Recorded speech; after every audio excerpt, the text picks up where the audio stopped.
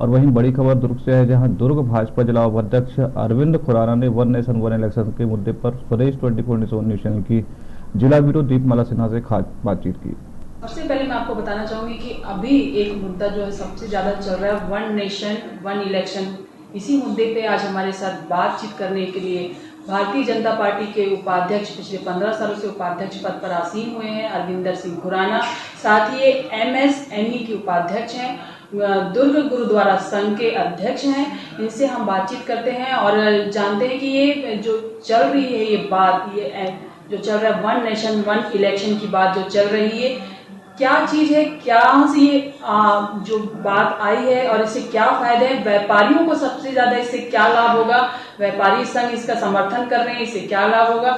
साथ ही ये जिस तरह से मैंने आपको बताया कि ये दुर्ग गुरुद्वारा संघ के अध्यक्ष भी हैं, तो कुछ जो बातें हैं वो गुरुद्वारे से जुड़ी हुई, गुरु ग्रंथ साहिब से जुड़ी हुई और इनके गुरुदेव जी से जुड़ी हुई कुछ बातें भी हम आपके साथ करना चाहेंगे। सबसे पहले तो आपका बहुत बहुत स्वागत है हमारे चैनल में, हमारे दर्शक आपका स्वागत करेंगे। धन्यवाद आप लोगों का। जी, सबसे पहले मैं पूछना चाहूंगी, ये जो चल रहा है वन नेशन वन इलेक्शन, ये मतलब ये जो मुद्दा है ये उठा कहाँ से और इसकी मांग उठी है, तो ये क्या भाजपा ही इसका समर्थन कर रही है, ये विपक्ष तो इसका घोर विरोध कर रही है, तो इसके फायदे क्या है? देखिए, ऐसा है कि वन नेशन वन इलेक्शन हमारे आदरणीय प्रधानमंत्री श्री नरेंद्र मोदी जी की सोच है।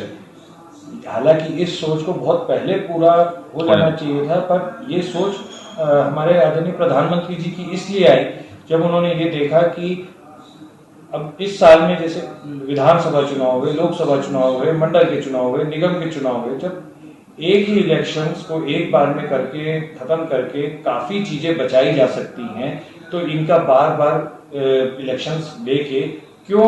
एक तो समय की खराबी, इंसान का मेंटल हरेसमेंट और सबसे बड़ा जो इतना बड़ा इसमें जो फाइनेंशियल इम्प्लीकेशंस आते हैं उसका जो खराबी होती है, उसको बचाने की सोच एक आदरणीय प्रधानमंत्री जी ने रखी है।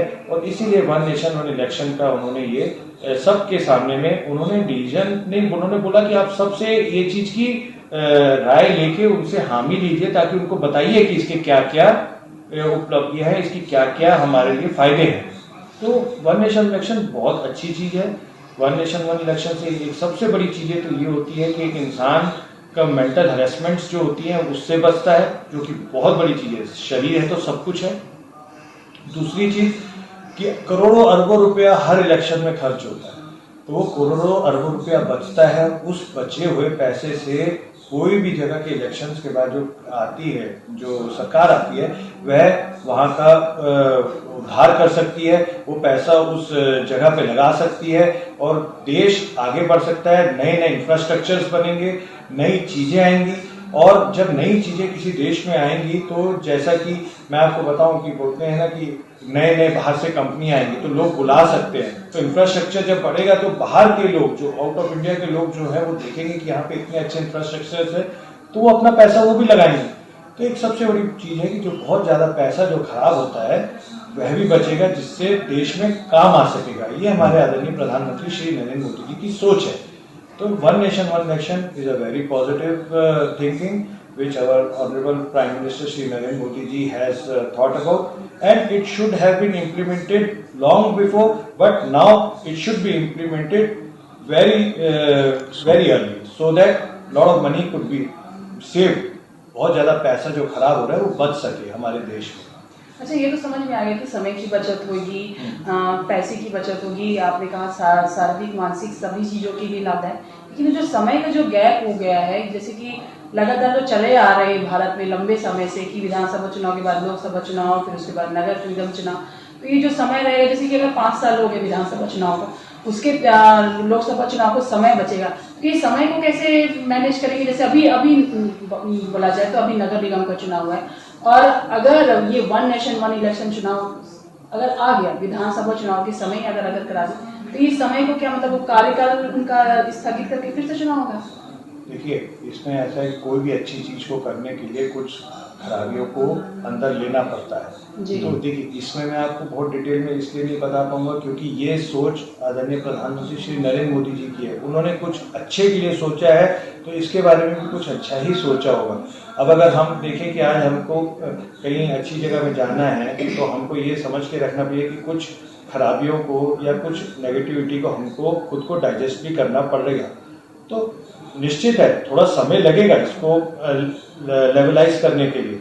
ऐसा आप देखिएगा कोई भी अच्छे बड़े बड़े डिसीजन जो हमारे आदरणीय प्रधानमंत्री जी ने लिए हैं, जैसे 3 तलाक का मुद्दा, धारा 370 को हटाना, उसको इमीडिएट इम्प्लीकेट नहीं किया था उन्होंने। अगर आप देखिए टाइम लिया ताकि उसको थोड़ा सा समझ के लेवलाइज किया गया। तो कोई भी डिसीजन जब लिया जाता है, जब सबकी सहमति बन जाएगी, देखिए कितना टाइम उन्होंने दिया, विपक्ष को भी दिया, पर सहमति सबकी। आज मैं आपको ये दावा कर सकता हूँ 90% लोग, व्यापारी भी हो जाए चाहे कोई भी हो, वो ये बोलेंगे कि वन नेशन वन इलेक्शन होना चाहिए। क्यों भाई, कोई भी आम इंसान हो, आप प्रेस वाले, मैं आपसे पूछता हूँ कि आप लोग जब लोकसभा आया, पहले विधानसभा हुआ, फिर लोकसभा आ गया, फिर मंडल आ गया, तो आप लोगों को भी तकलीफ तो रही होगी ना। मेंटल आप लोगों को भी टेंशन रहती है, इधर भागते हैं उधर भागते हैं, पहले वहां की न्यूज कवर करते हैं, फिर वहां की न्यूज करते हैं। अब एक साल में, अगर एक साल के अंतराल में अगर 8 इलेक्शंस हो रहे हैं, तो आप सोचिए ना कितनी मेंटल हेरेसमेंट रहती है, कितना पैसा लगता है, कितना सरकार की गाड़ियां लगती हैं, कितना उसमें आप इम्प्लीकेशंस आती हैं।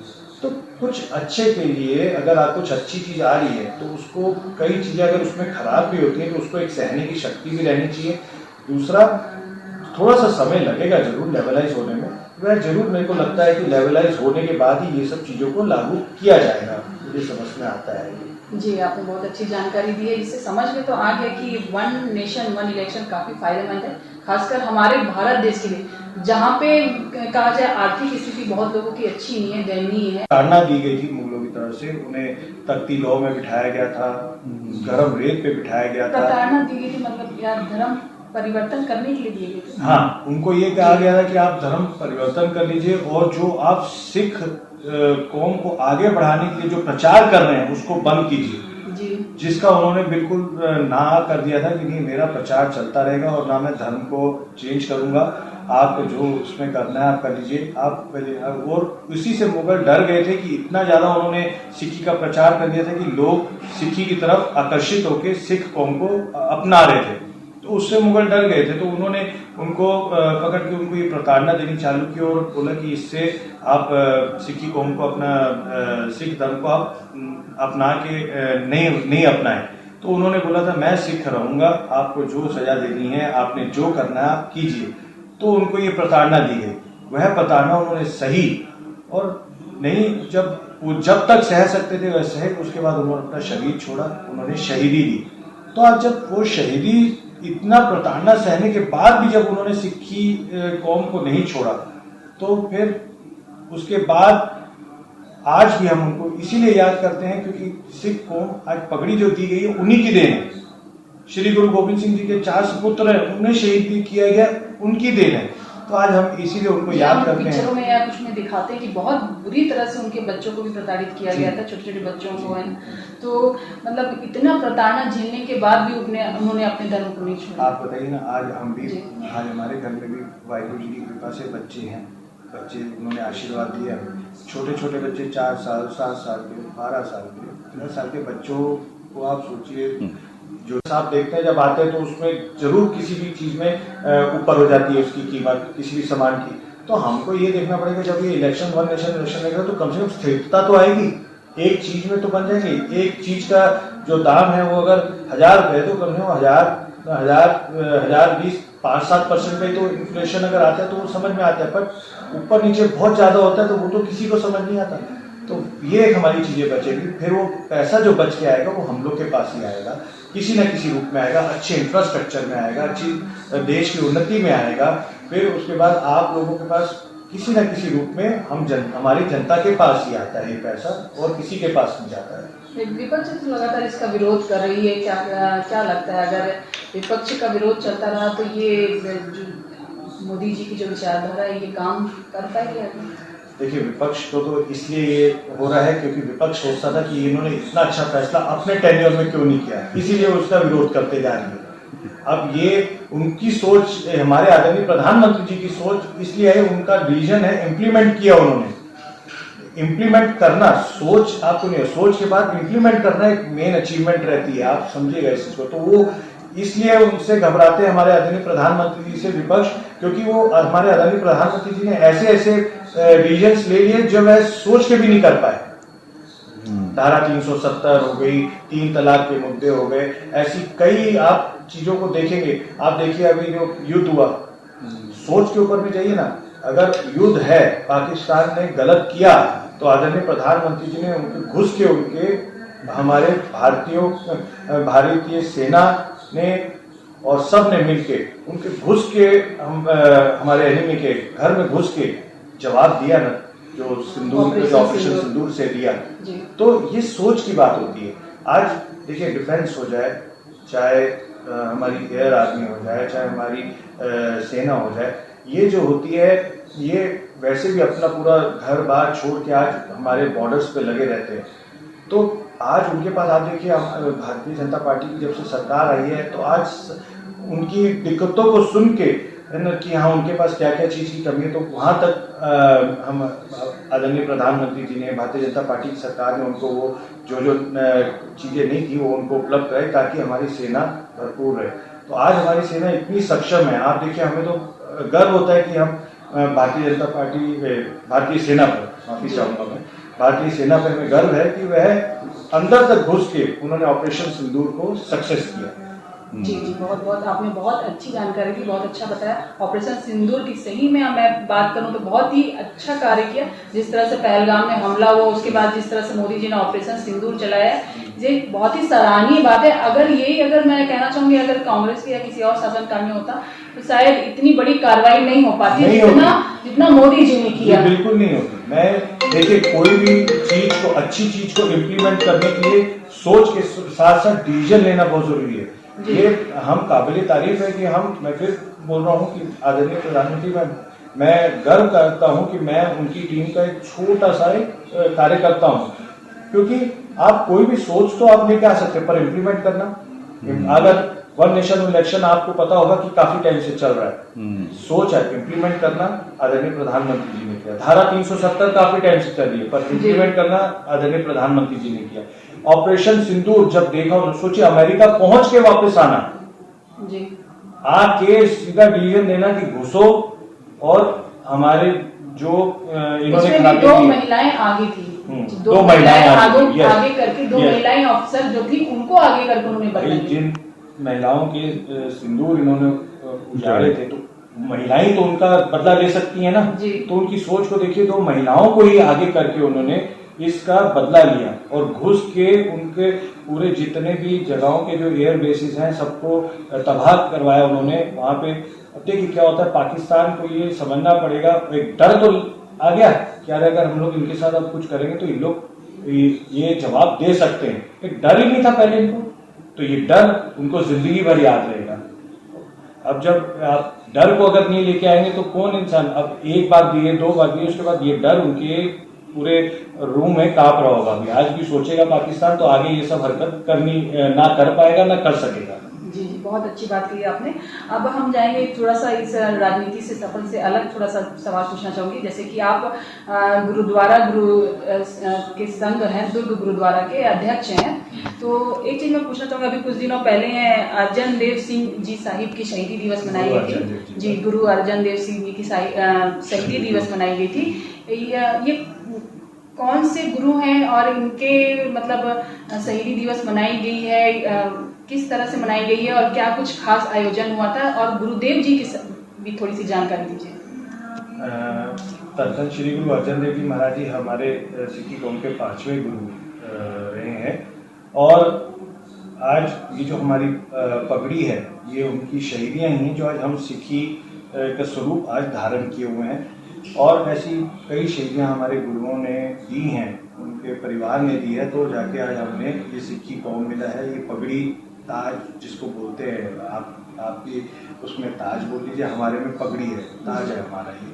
तो उनकी शहीदियों से ही हमें इतना बड़ा आज ये ताज मिला है, पगड़ी जो है हमारी, हमें मान है कि हमारे सर पे आज ये पगड़ी है। तो श्री गुरु अर्जन देव जी महाराज जी को शहीदी, उनको बहुत प्रताड़ना दी गई थी मुगलों की तरफ से। उन्हें तख्ती लौ में बिठाया गया था, गर्म रेत पे बिठाया गया था। प्रताड़ना दी गई थी मतलब यार धर्म परिवर्तन करने के लिए दिए गए थे। हाँ, उनको ये कहा गया था कि आप धर्म परिवर्तन कर लीजिए और जो आप सिख कौम को आगे बढ़ाने के लिए जो प्रचार कर रहे हैं उसको बंद कीजिए। जी। जिसका उन्होंने बिल्कुल ना कर दिया था कि नहीं, मेरा प्रचार चलता रहेगा और ना मैं धर्म को चेंज करूंगा, आपको जो उसमें करना है आप कर लीजिए। आप पहले, और उसी से मुगल डर गए थे कि इतना ज्यादा उन्होंने सिक्की वो बोल दिया कि शहीद अपने सामने भेजा, उन्होंने तैयार करके भेजा उन्होंने कि जाओ बेटा, सिक्खी स्वरूप को हमें आगे लेके आना है, सिक्खी कौम को आगे रखना है। तो उन्होंने किया। तो आप बताइए उन पिताजी पे क्या गुजरी होगी, माता जी पे क्या गुजरी होगी जब उन्होंने ये सब चीजें दादी।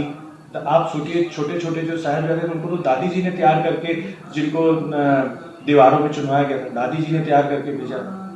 ठंडे बुर्ज में रखा गया था उनको, बुर्ज में जो वहाँ पे ये सब चीजें सोचिए आप कि ये सब शहीदियां हुई तो जाके तो आज हमें पगड़ी मिली है, इतना सिक्खी स्वरूप मिला है हमें।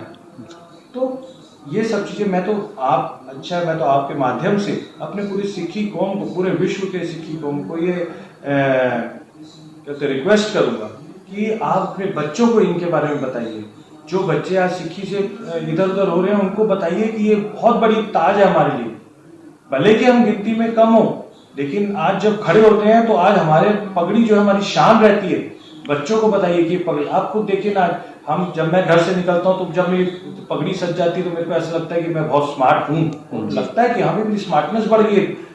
नॉर्मल इंसान से अलग, हाँ अलग दिखते हैं, बिल्कुल स्मार्टनेस बढ़ गई। पगड़ी आने के बाद तो ऐसी ही सिर की आपकी पहचान है। जी बिल्कुल है, पहचान है।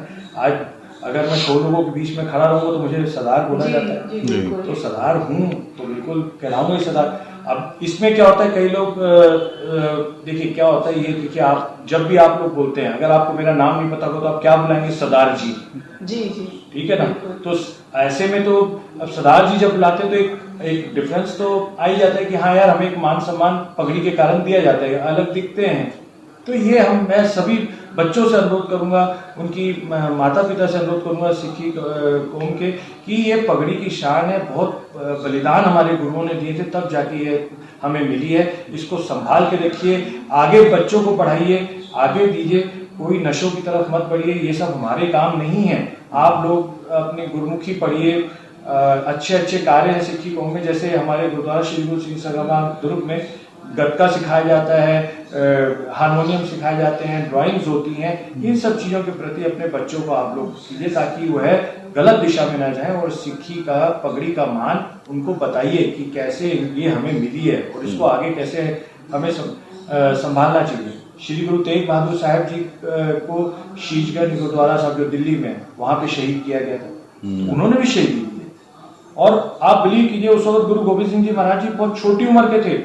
तो जब वहां पे जो पंडित जी आए थे, उन्होंने जब बताया कि मुगल उनको बहुत ज्यादा प्रताड़ित कर रहे हैं कि वह अपना धर्म चेंज कर ले, तो उनको पता लगा कि यह हमारी हेल्प श्री गुरु तेग बहादुर साहब जी ही कर सकते हैं। तो वह गए, तो उन्होंने ये बोला कि इसमें किसी को शहीदी देनी पड़ेगी, कौन देगा। तो आप सोचिए, गुरु गोविंद सिंह जी महाराज जी बहुत छोटी उम्र के थे, उन्होंने अपने पिताजी को बोला कि पिताजी आपके अलावा और कौन देगा शहीदी, जिससे ये मतलब इस चीज को रोका जा सके। तो वहां पे उनको शहीद किया गया, उनका घर अलग किया गया।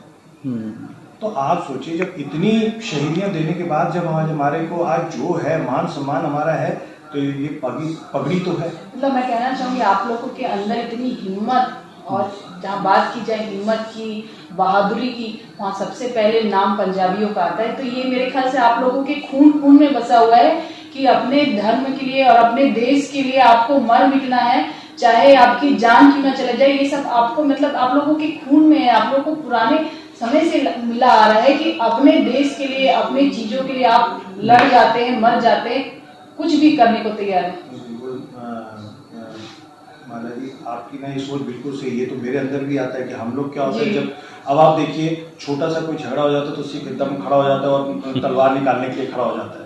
जी। तो ये तो हमारे खून में ही है कि और एक चीज बोलना चाहूंगी, अपना औरतों की अगर इज्जत की बात की जाए तो सबसे ज्यादा औरतों का सम्मान और इज्जत आपके समाज में होता है। औरतों को बिल्कुल बराबर का हक दिया गया है, उन्हें भी तलवार, उन्हें भी हथियार दिया गया है कि आप बिल्कुल अपने हक के लिए लड़िए। तो ये समुदाय ऐसा, जहाँ हिम्मत की बात की जाए तो पंजाबियों की बात आती है, सरदारियों की बात आती है, सरदारनियां कह जाती हैं आपकी बीवी।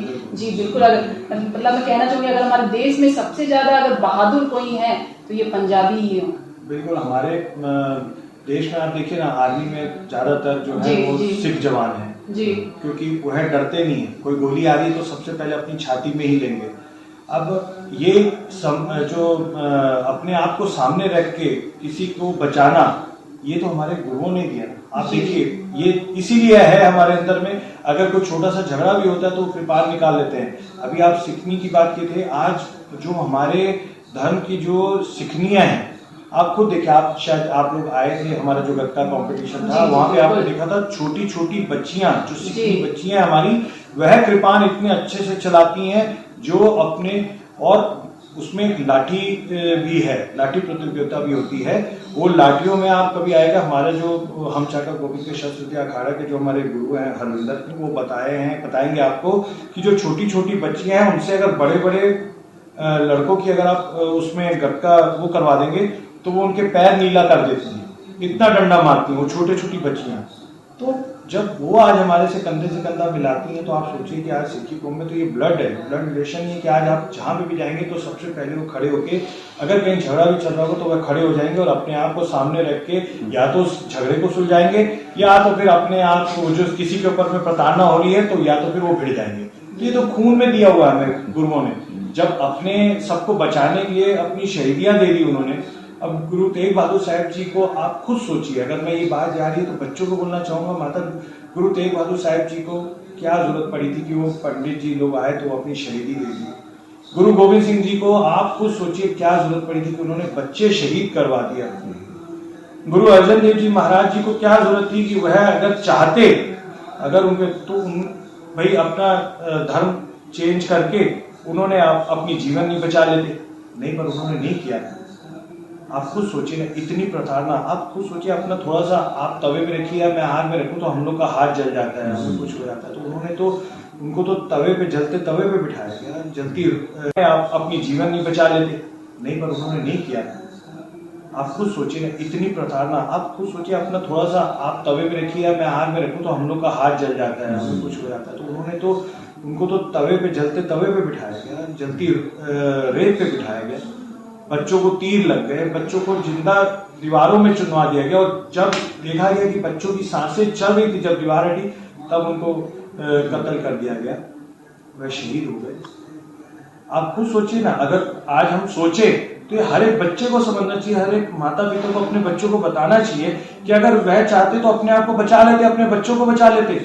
उन्होंने धर्म क्यों नहीं छोड़ा? क्यों नहीं छोड़ा? क्योंकि ये सिक्की बचाने के लिए, पगड़ी संभालने के लिए। जी जी, मैं सबसे आपने बहुत अच्छी बात की, इसी में मैं आपको बोलना चाहूंगी, अब आपको दुख नहीं होता क्या कुछ चंद रुपयों के लिए, कुछ चंद चीजों के लालच के लिए आपके ही समाज के लोग धर्म परिवर्तन करें? जैसे कुछ दिनों पहले पास्टर बलजिंदर सिंह राणा ने कहा था, है तो वो पंजाबी सिख धर्म से, लेकिन वो धर्म परिवर्तन करवा रहे हैं। आप लोगों ने काफी खूब विरोध किया।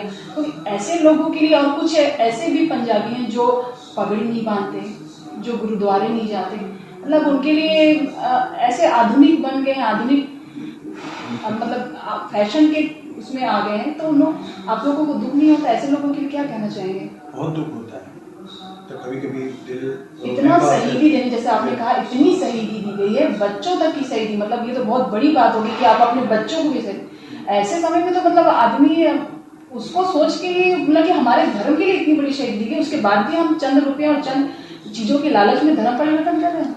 बहुत दुख होता है कभी ये चीजें सोच के। आप देखिए बलजिंदर सिंह है, उसको हम सिख नहीं बोलेंगे क्योंकि उसके सिर पे पगड़ी नहीं है, तो सिख का जी। देखिए क्या होता है, हम ये समझे दो चीजें आती है, एक पंजाबी होते हैं, एक सिख होते हैं। जिनके सिर पे पग है वो सिख है, जिनके पास पूरी गाड़ी है, जिन्होंने केस कत्ल नहीं किए वह सिख है, और अगर जिन्होंने पगड़ी नहीं रखी है, जिन्होंने केस कत्ल किए हुए हैं, उनको हम पंजाबी बोलते हैं। लेकिन कायदे से दोनों एक मिक्सचर ही है। लेकिन आज की डेट में जो पंजाबी हैं, अगर आप देखेंगे तो आज हमें मान रहता है कि कई बच्चे पग की तरफ आते जा रहे हैं, अब बलजिंदर सिंह में किसी एंगल से सिख नहीं है, क्योंकि उसके पास जब पग ही नहीं है तो वो क्या मान सम्मान करेगा किसी चीज का। दूसरी बात, उनको डर है, बलजिंदर सिंह को डर है क्योंकि क्रिश्चियन बना हुआ, उनको डर है कि उनका क्रिश्चियनिटी खत्म होते जा रही है तो वह दूसरे समाज के लोगों को अपनी तरफ अट्रैक्ट कर रहे हैं। भाई सिख समाज तो कहीं नहीं जाता, क्योंकि हमें कॉन्फिडेंस है अपने धर्म पे, हमारे लोगों को अपने धर्म पे कॉन्फिडेंस है, इसीलिए वो तो किसी समाज के पास नहीं जाता या कि भाई तुम हमारा धर्म अपना लो, अपना भी नहीं पाएंगे। कारण है वो लोग इसलिए नहीं अपना पाएंगे क्योंकि जो शहीदियां हमारे गुरुओं ने दे दी और जो खून उन्होंने हम सबको दे दिया है सिक्की को, वह खून नहीं मिल सकता उनको। जो हम, आपने बहुत अच्छी बात बोली और ये रहता है, आप देखिएगा कभी भी, आपको बोल रहा हूँ कि अगर 2-3 लोगों के झगड़े हो रहे होंगे ना, तो अगर कोई सिख जा रहा होगा तो उस झगड़े में वो जरूर रुकेगा और इंटरफेयर करेगा। हेल्पिंग नेचर बोला जाए, अगर बात की जाए तो सबसे पहले आप लोग की समाज की बात आती है। किसी भी की अगर कहीं भी कुछ भी हेल्प हो, और खासकर महिलाओं की हेल्प की बात है, तो सबसे पहले आपका समाज आगे आता है कि हमको पहले सबसे पहले इनकी मदद करनी है। ये कभी ये नहीं सोचते कि ये कहाँ से आए हैं, क्या कर रहे हैं, कहाँ जा रहे हैं, क्या नहीं। सबसे ज्यादा बहादुरी और हिम्मत की बात की जाए तो आपके समाज में उनका है जी। देखिए मैं तो कम बोल रहा हूँ, आप ही अब मेरे सिख समाज के लिए बोल रहे हैं तो सोचिए, क्योंकि देखिए आप हर धर्म हम रिस्पेक्टफुल है, हर धर्म रिस्पेक्टफुल है, तो आप जिस धर्म के हैं, आप जब सिख धर्म को इतना प्यार दे रही हैं, सम्मान दे रही हैं, तो सोचिए फिर आज वो शहीदियां आप याद कर रही हैं, क्योंकि आप दूसरे धर्म के हैं लेकिन फिर भी आप ये सब चीजें याद कर रही हैं, तो सोचिए इस धर्म को हमारे गुरुओं ने कितनी मान्यता दी है और कितना ये ऊंचा है। तो क्रिश्चियंस जो हमारे समाज के कुछ लोग इसलिए छोटे से पैसे के लिए जा रहे हैं, मैं उन तक आपके माध्यम से बात पहुंचाना चाहता हूं कि वो तो 1 महीना 2 महीने में खत्म हो जाएगा, लेकिन अगर आप लोगों को तकलीफ है तो आप अपने आसपास के गुरुद्वारों में जाके मदद लेके उन चीजों को आप करो, क्योंकि वो गुरुद्वारा आपके जीवन तक साथ देगा। ये तो 2 महीने में खत्म हो जाएगा, आप क्रिश्चियन बन जाएंगे, उसके बाद हो सकता है आपका पल्ला छोड़ के चले जाए, पर गुरुद्वारा जो आसपास आपके इलाकों में गुरुद्वारे वह कभी पल्ला नहीं छोड़ता। वहां के जो भी सेवादार होते हैं वह अपने समाज के लोगों को आगे बढ़ाने का ही सोचते हैं। इसमें क्योंकि मैं गुरुद्वारा श्री गुरु सिंह सभा दुर्ग का एक सेवादार हूँ, सिख समाज ने मुझे वहाँ सेवा दी है, तो हम लोग वहाँ पे ये कोशिश करते हैं कि कोई भी हमारे समाज का आदमी खाली हाथ ना जाए, ताकि उसका दिमाग इधर उधर ना भटके। बिल्कुल। यहाँ तक कि लंगर की भी बात की जाए तो कभी भेदभाव नहीं होता, लंगर में भी आपके पूरे, चाहे गरीब हो चाहे अमीर हो, यहाँ तक कि मैंने आपके लंगर में देखा है कि आईजी साहब, आईजी राम गोपाल गर्ग जी भी आए थे, उन्होंने भी जमीन में बैठ के लंगर किया, अपने हाथों में रोटियां ली, खाया। यहाँ उसी के बाजू में अगर बात की जाए तो कोई रिक्शा चलाने वाला, कोई गरीब बैठा था, सबको एक समान समझा आपने, सबको एक समान इज्जत देते हैं, कोई भेदभाव नहीं, कोई किसी की तरह कभी किसी से अनाचार नहीं, कोई भेदभाव नहीं। इतने अच्छा लगता है आपके लंगर में भोजन किया जाता है। तो और एक चीज मैं पूछना चाहूंगी खुराना जी, आप लोग अक्सर बोलते हैं जो बोले सो निहाल सत श्री अकाल, इसका क्या अर्थ होता है और ये जो बोला जाता है ये कहाँ से शुरू हुआ है? देखिए, बोले सो निहाल सत श्री अकाल ये एक हमारे सिख धर्म का एक नारा है, जिसको जब कोई भी एक अच्छा कार्य होता है, कोई भी अच्छी चीज होती है, तो एक खुशी की लहर जताने के लिए एक सिख अपने बोले सो निहाल सत श्री अकाल का एक नारा देता है, या कोई चीज अगर करने जा रहा है तो वह नारा देता है। तो ये एक मतलब खुशी की एक प्रतीक रहता है, हिम्मत भरने के लिए एक प्रतीक है। यह बोले सो निहाल सत श्री अकाल कोई भी कार्य करने जाने से पहले ये उसका प्रतीक है। वैसे कि आपके बोलने से पहले मैं आपको बताता हूँ, जैसे वाहिगुरु जी का खालसा वाहिगुरु जी की फतेह, जैसे दूसरे धर्म में सत श्री अकाल बोला जाता है, तो हमारे में वाहिगुरु जी का खालसा वाहिगुरु जी की फतेह दिया जाता है, ताकि आगे से फतेह मिले। तो ये हमारा आपके धर्म के हिसाब से सत श्री अकाल होता है, ये हमारा सत श्री अकाल होता है। ये बोले सो निहाल सत श्री अकाल का एक जो नारा है वह एक प्रतीक ये चीज रहता है। कोई भी अच्छा कार्य करना जा रहे हो, एक सचेत किया जाता है कि अच्छा कार्य करने जा रहे हैं, कोई भी नया काम करने जा रहे हैं, या कहीं आप किसी युद्ध में जा रहे हैं, या तो एक हिम्मत भरना है आपको अपने साथियों का, उसके लिए आप ये सत श्री अकाल का एक जो नारा है वह एक प्रतीक ये चीज रहता है। कोई भी अच्छा कार्य करना जा रहे हो, एक सचेत किया जाता है कि अच्छा कार्य करने जा रहे हैं, कोई भी नया काम करने जा रहे हैं, या कहीं आप किसी युद्ध में जा रहे हैं, या तो एक हिम्मत भरना है आपको अपने साथियों का, उसके लिए आप ये नारा देते हैं। जी खुराना जी, बहुत बहुत धन्यवाद, आपने हमको इतनी अच्छी जानकारी दी। ये थे हमारे साथ हरविंदर खुराना जी, जो भाजपा जिला उपाध्यक्ष हैं, पिछले 15 सालों से राजनीति से जुड़े हुए हैं।